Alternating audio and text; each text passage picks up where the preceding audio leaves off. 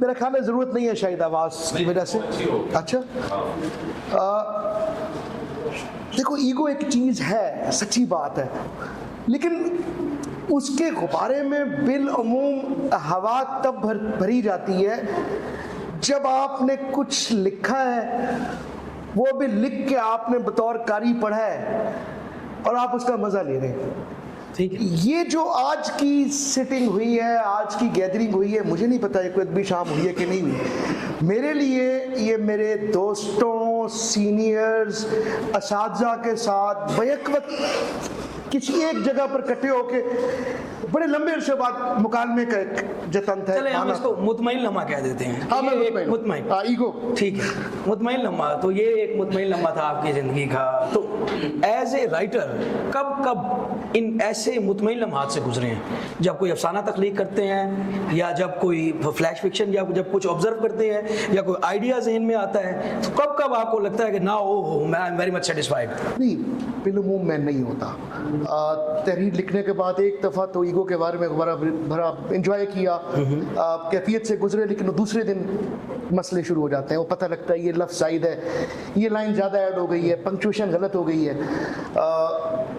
सिर्फ एक तहरीर के साथ हुआ है, और उसकी भी रीज़न ये है कि उन दिनों मैं एक मेडिसिन ले रहा था, सिगरेट छोड़ने की कोशिश कर रहा था। मेडिसिन का नाम था बुप्रोपियान HCl। अरे सिगरेट की तलब तो उसने कम कर दी, लेकिन वो जो मेरा जिंदगी भर का एक मसला रहा है, अटेंशन डेफिसिट सिंड्रोम, एक चीज पर हाइपर एक्टिविटी कह लें, अटेंशन डेफिसिट सिंड्रोम कह लें, मेनिया कह लें, वो थमता नहीं था कहीं। उस मेडिसिन के बाद मैंने ये देखा कि ना एनर्जी में तो ऐसा कमी नहीं हुई, लेकिन उसका रिफ्लेक्शन कम हो गया है और फोकस बहुत ज़्यादा बढ़ गया है। वो एक नई चीज़ थी। उसी कैफियत में वो अच्छा ये भी महसूस हुआ कि सोने की आदत खत्म हो गई है। क्या बात है, कि वो टेंशन डेफिसिट खत्म हो गया था, तो देवता जिंदगी भर का एक मसला था।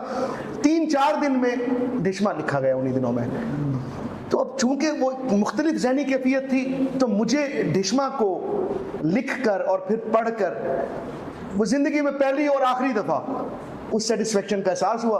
लेकिन वो महीने बाद सिगरेट भी खत्म हो गई, तो वो दवाई भी खत्म हो गई। उस टाइम मुझे बड़ी डिससेटिस्फेक्शन हुई थी, क्योंकि गालबन डिश्मा 4 से 5 दफ़ा मैंने सुना है, ठीक है, अलग भावलपुर, मुल्तान। बहरहाल अदब में आए, पहली किताब को रिएक्शन का लिबास भी दिया गया। ऐसे कौन से ऑथर्स थे, उर्दू, अंग्रेज़ी या किसी भी ज़बान में लिखने वाले, जो कि आपको बहुत ज़्यादा, जिन्होंने इंस्पायर किया और आपको लगा कि अगर यार अगर ये लोग ना लिखते तो लिटरेचर ऐसा ना होता? और साथ ही ऐसे कौन से ऑथर्स हैं, ये भी लाजमी बताने हैं, कि अगर वो ना लिखते तो कोई फ़र्क ना पड़ता? दूसरा सवाल मुश्किल है, पहले उसका जवाब दे दें, पहले मुश्किल सवाल का जवाब दे दें। और अगर कुछ हम असरों पर भी बात कर ले तो क्या ही बात है। 60 से 90 के दरमियान जिन लोगों ने उर्दू फिक्शन लिखी, उनमें से अक्सर को पढ़कर यही गुमान होता है कि ये इन्होंने ना लिखा होता तो कोई इतना फ़र्क नहीं पड़ता था, सिर्फ अनवर सजाद ही एक लिख जाता तो काफ़ी था, या एक आध आदमी, और बाकी वो सब एक दूसरे की आवाज़ें दोहराते रहे हैं। लेकिन बदस्तूर उनका, मैं समझता हूँ उनका होना बहुत अहम था। उनका होना इसलिए अहम था कि 60 से पहले की जो आवाज़ थी, जो एक क्लासिकल आवाज़ थी, वो आवाज़ उस नवे की आवाज़ के साथ हमांग हुई है। हमें उन दोनों आवाज़ों को सुनने और देखने का मौका मिला है। हमारी जनरेशन में वो दोनों आ गई हैं, रेजोनेट कर रही हैं। और पहला जो निस्बतन आसान सवाल था कि किन्होंने इंस्पायर किया, भाई पहली इंस्पिरेशन सादत सिंह मंटो, कृष्ण चंद्र। मंटो की इंस्पिरेशन फिर बहुत देर तक रही और अब तक है, क्योंकि एक ऐसा जीनियस डॉवेल जैसी बड़ी फॉर्म इस्तेमाल ही नहीं कर सका, सिर्फ 42 साल जिया, लेकिन उस 42 साल के अंदर वो अफसाना लिखता है तो 10-12 ऐसे अफसाने, मतलब जो 42 के तो आप भी हो गए, आपने भी तो अभी तक वो नॉवल या तो इसमें बाद में आता हूँ, मंटो की बात रह गई, ठीक है चलो ओके। फिर ये जो बाद में 60s वाला अफसाना शुरू होता है, उसकी भी जो इब्तदाई ट्रैक्स हैं वो फुंदने की शक्ल में मंटो के यहाँ मिल जाते हैं। इसका मतलब है वो बंदा फोर्स ही कर रहा था, आने वाले वक्त में झांक रहा था, और ये फिर मुबश्शिर ज़ैदी ने आके वो एक नई रिवायत जिंदा की, फ्लैश फिक्शन की।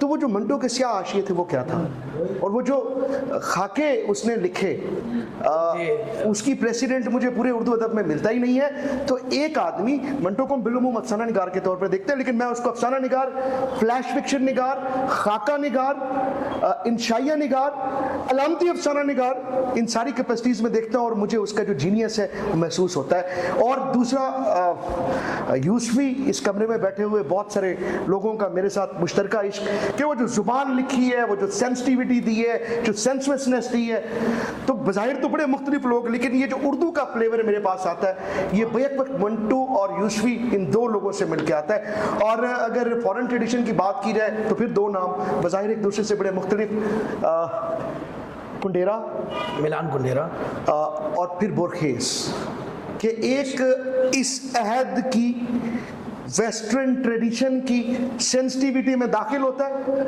और फिर पूरी तारीख से मुकालमा करता हुआ माजी और हाल को इकट्ठा कर देता है। और दूसरा वो है जो गुजरी हुई सैकड़ों हजारों साल पुरानी कथाओं में रहता है और उनके मुकाबले की उतनी ही बड़ी इस अहद में वैसी कथा क्रिएट कर देता है। ठीक है, मैं आपकी बात समझ गया। इससे मेरे जहन में एक और सवाल आया कि हर ज़माने में जो भी लिख रहे होते हैं, चाहे वो मार्क्स हों, थॉमस हॉब्स हों, या अफसाने लिखने वाले लोग हों, मिलान कुंडेरा हो, या कोई भी, अपने अपने ज़मानों में जो उनको सवाल दरपेश होते हैं वो या तो ज़माने पर और सवाल उठा रहे होते हैं या कुछ ना कुछ पहले से मौजूद सवालों के जवाब दे रहे होते हैं। तो एक वक्त था, आप लियाकत भाई यहाँ बैठे हैं, सारे भाई यहाँ थे, और भी लोग इकट्ठे गोल बाग में, जैसे लियाकत भाई ने भी जिक्र किया कि एक माहौल था कहानियाँ लिखने का।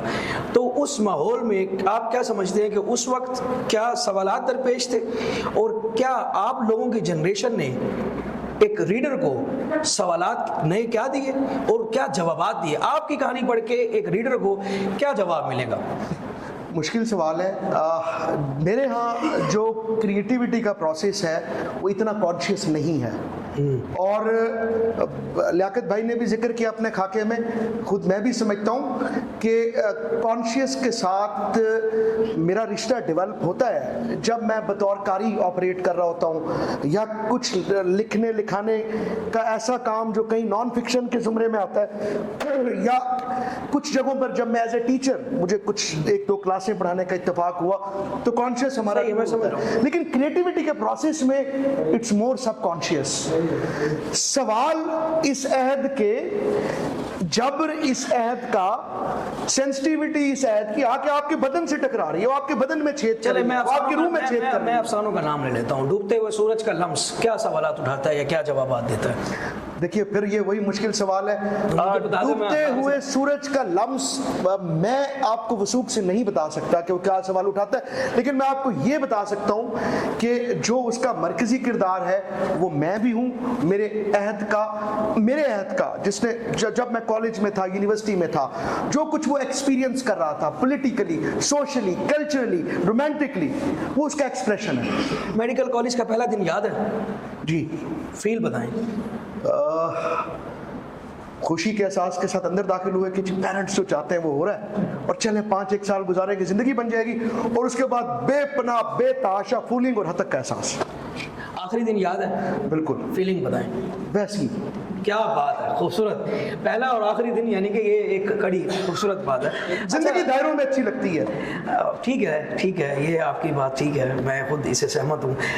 You know, life is chaotic, और आपके अफसाने पढ़ने के बाद, बल्कि इस पर ये राय भी मौजूद है आपके अफसानों पर कि सारी कहानियाँ एक जैसे कपड़े पहन लेती हैं। ऐसा लगता है कि जो एटमॉस्फेयर है वो बड़ा क्योटिक है। इस तरह आपकी अपने बहुत खूबसूरत अंदाज में लियाकत भाई ने बात की।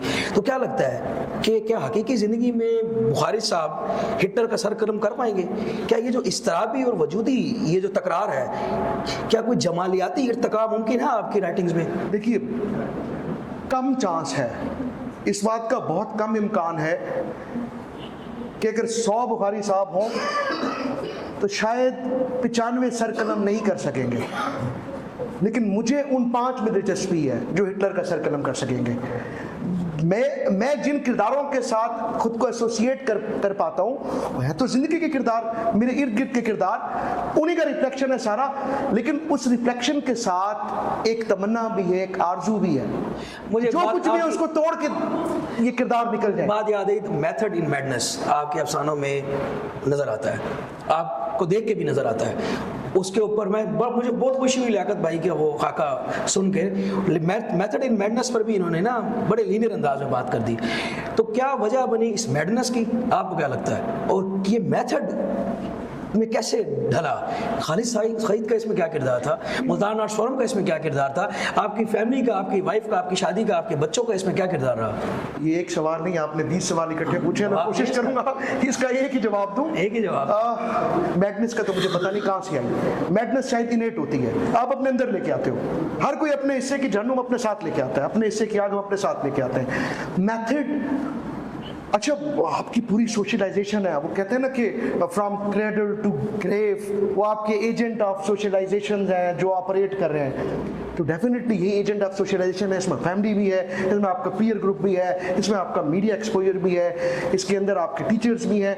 बहुत बड़ा रोल मैं समझता हूँ कि इसके अंदर खालिद सईद का है, बहुत बड़ा रोल इसके अंदर मुमताज़ अतर का है। अगर मैं सीनियर्स में देखूँ, अहमद अदीम तौसवी आप बताते रहे, वो अगली जनरेशन है। अगली जनरेशन के अंदर एक और अंदाज में अहमद अदीम तौसवी का रोल है, मुबशिर मेहदी, और बहुत अरसे बाद मैंने पलट के देखा तो एक और अंदाज में मुबशिर मेहदी और आमिर सुहेल का कैरेक्टर है। और फिर मेरे कंटेम्प्रेरीज, मतलब मुझसे उम्र में बड़े, शाहिर शफीक, लियाकत अली, मधुर मलिक, मतलब ये किसी एक फर्द, हाँ कोई एक फर्द उसको मेथड जरूर दे सकता है, लेकिन हमारा अपने सीनियर्स के साथ मुकालमा है, अपनी जनरेशन के साथ, और अभी गजनफर अब्बास और इस जनरेशन के साथ मुकालमा जारी हो सारी है। रेहान आज पूरे रास्ते एनिमेशन के आइडियाज सुनाते आया, जो मैंने ना सुनने की एक्टिंग की है, लेकिन मैं सुन रहा था, सुनता रहा हूँ, तो इससे भी मैं सीख रहा हूँ। ये भी उस मैडनेस को एक मेथड दे रहा है। मुमताज़ मुफ्ती ने एक बात कही थी गालबन, कहीं कि जो अदीब होता है ना, ये बीवी, बेटे और हुकूमत से, सबसे लेकर हुकूमत तक कहीं भी एडजस्ट नहीं हो पाता।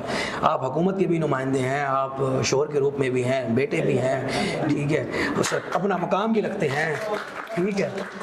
तो क्या क्या क्या मुनाफकत अच्छी सीख ली हुई है, या कैसे बैलेंस कैसे करते हैं? एक तो मुनाफकत का भी अहम रोल है, डेफिनेटली जिंदगी गुजारने के लिए मुनाफकत चाहिए। और कि आप भैया वक्त मधुर मलिक, खुर्रम शहजाद, साहिर शफीक से ताल्लुक में भी हैं, इस पर भी ठीक है बात बताएं कि कैसे कैसे मुमकिन कैसे है ये? अच्छा सच्ची मैं आपको बताऊं तो मैं आपको इसका कोई बड़ा अच्छा मजेदार जवाब दे सकता हूं। मैं आपको एसिमिलेशन के बारे में गुफ्तगू कर सकता हूं। मैं आपके साथ वो जो दोस्तों के दरमियान वजह दोस्ती है तू और दुश्मनों के दरमियान वजह दुश्मनी है तू, इस जैसे कॉन्सेप्ट, लेकिन सही बात वही है जो आपने की कि जिंदगी, वो मैंने कहा था ना, सबसे पहले और सबसे जल्दी उनको मारती है जो सबसे खूबसूरत और सबसे ज़हीन होते हैं। तो मैं अभी इसलिए नहीं मरा कि मैं सबसे खूबसूरत और सबसे ज़हीन नहीं हूँ। I am a survivor.